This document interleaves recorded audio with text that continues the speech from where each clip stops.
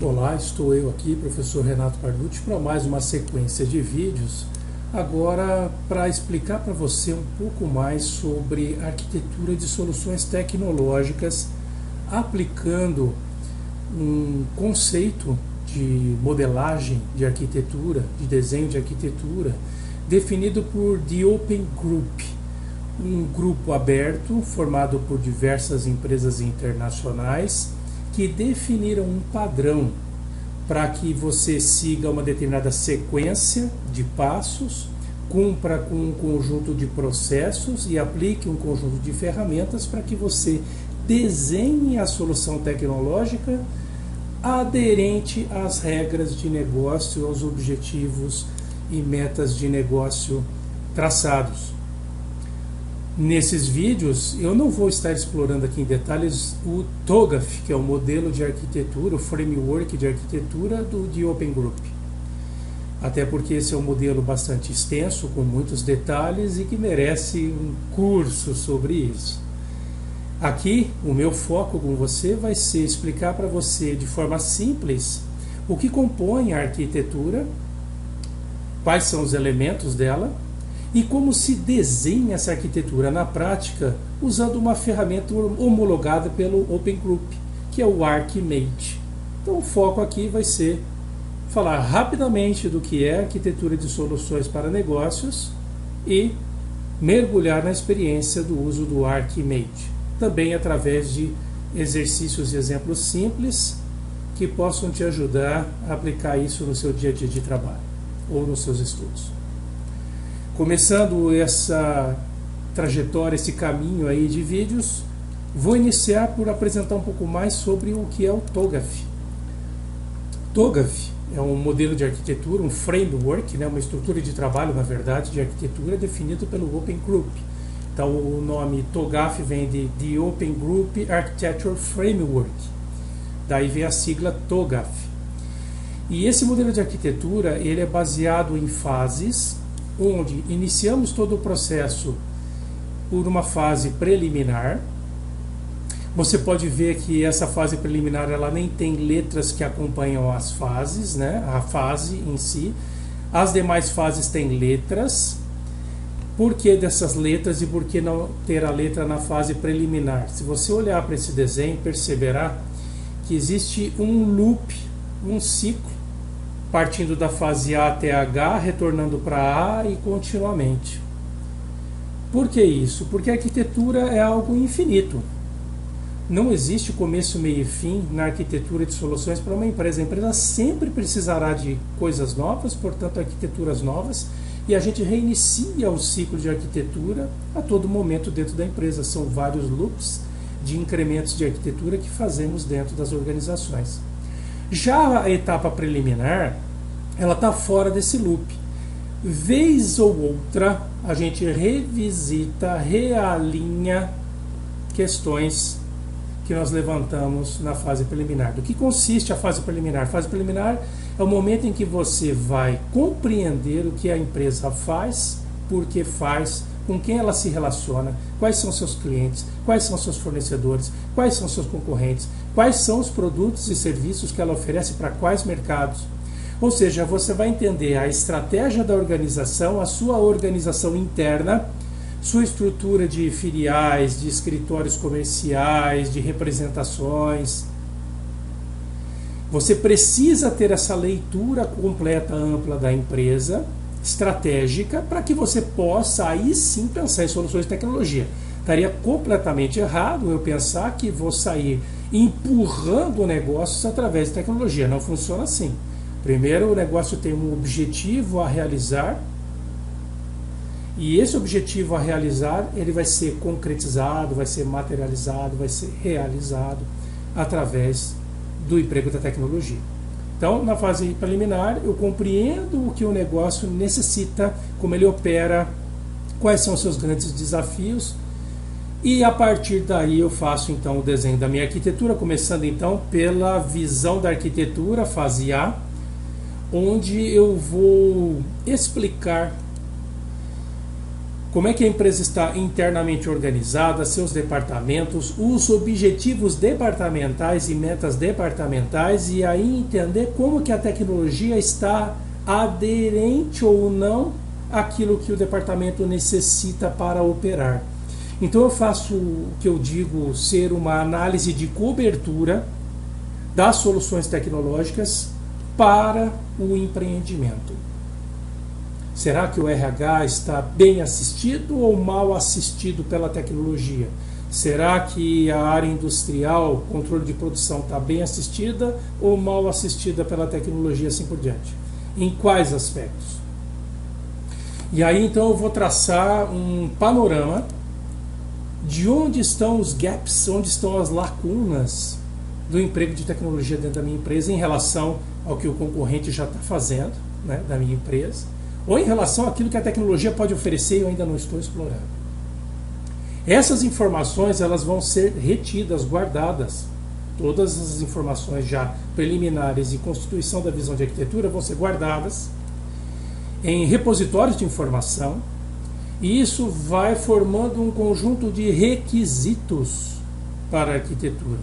Daí, no centro de todas as fases, eu tenho a gestão de requisitos. Então, a cada etapa da arquitetura, tudo aquilo que eu coleto, que eu estudo, materiais de apoio, materiais de informações sobre a tecnologia aplicada em outras empresas na concorrência, disponíveis no mercado, aquilo que eu estou desenhando para a minha própria empresa como solução, todas essas informações vão para dentro de um repositório empresarial, chamado Contínuo Empresarial.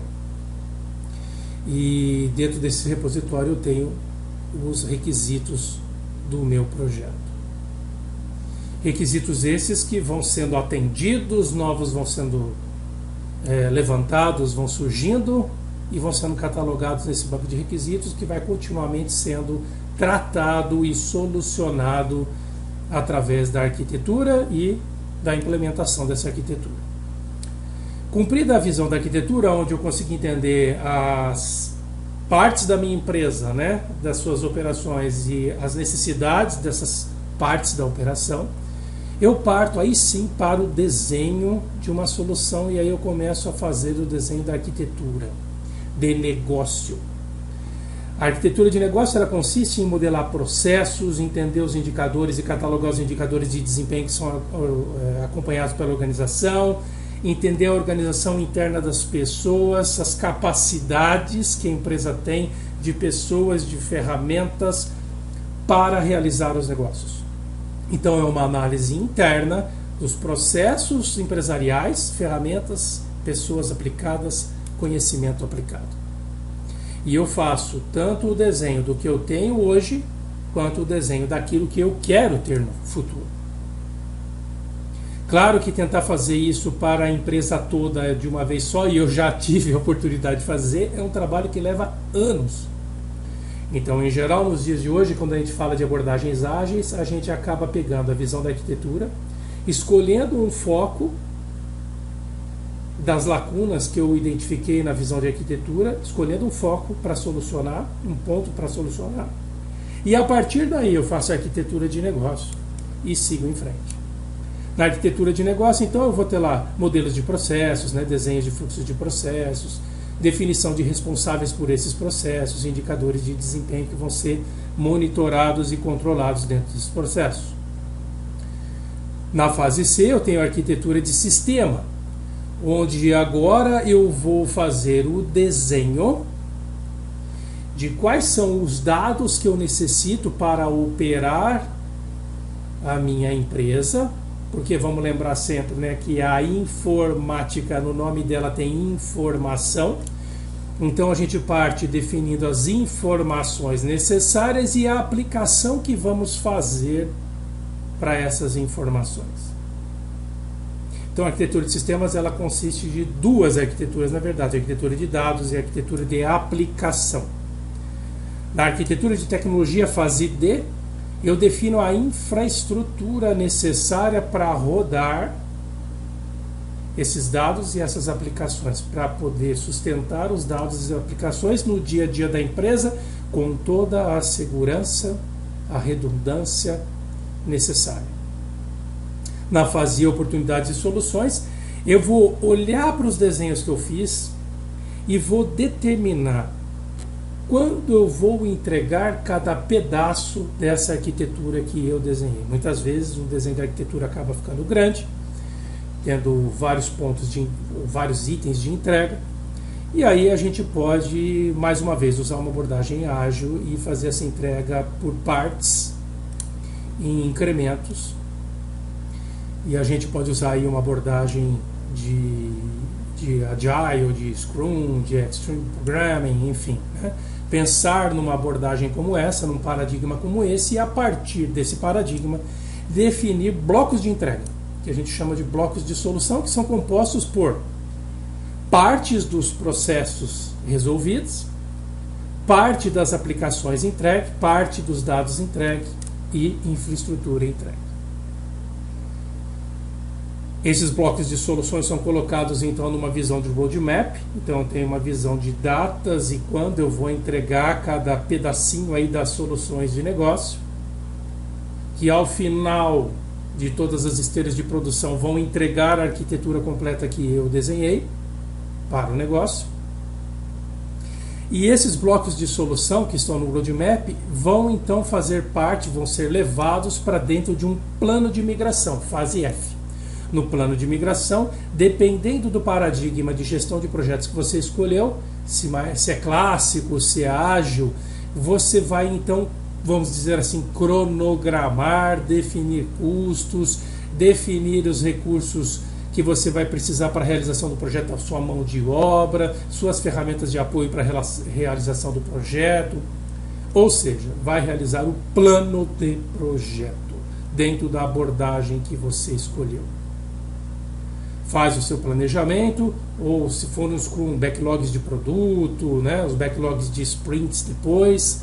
Se for um modelo clássico, você faz um cronograma padrão, usando uma ferramenta de cronogramação, de definição de réguas de tempo, alocação de recursos humanos e custos por atividade. Feito o planejamento, nós vamos para a etapa G, que é a implementação e governança, onde aí nós vamos realizar o projeto e as entregas da arquitetura, fazendo um mapeamento muito importante de tudo que eu entreguei, que está pendente em relação àquilo que eu desenhei. O gerenciamento de mudanças, que é a fase H, é quando eu avalio, primeiro, né, cuido do processo de mudança. Então, a cada solução nova que eu implementei, que eu construí, vou entregar, existe todo um cuidado nesse processo de entrega, na realização dessa mudança e entrega disso para o negócio. Porque eu tenho que evitar resistências, eu tenho que tentar entregar essa solução com a menor ruptura possível em relação aos processos atuais. Tentando realizar isso no menor downtime, ou seja, na menor indisponibilização do sistema possível. Estou falando dos sistemas atuais, no momento da troca, tentar indisponibilizar o menos possível os sistemas para as operações. Então existe todo um processo de gerenciamento muito cuidadoso dessa transformação da empresa através do uso da nova aplicação.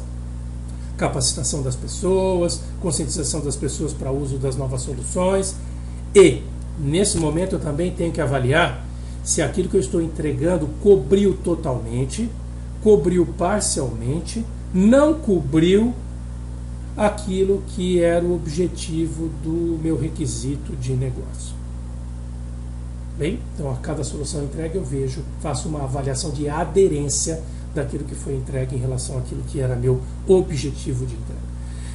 Então aqui eu estou discorrendo sobre esse panorama geral do TOGAF. E a cada etapa dessa arquitetura, a cada fase, eu vou trabalhar continuamente aí domínios da minha arquitetura. Esses domínios de arquitetura que serão alvo do meu exercício aqui com você de aplicação de uma ferramenta chamada Archimate para que a gente faça as modelagens de arquitetura. Os domínios de arquitetura são 4 e são eles: negócio, o desenho dos processos de negócio e os requerimentos desse processo de negócio em termos de recursos e controles.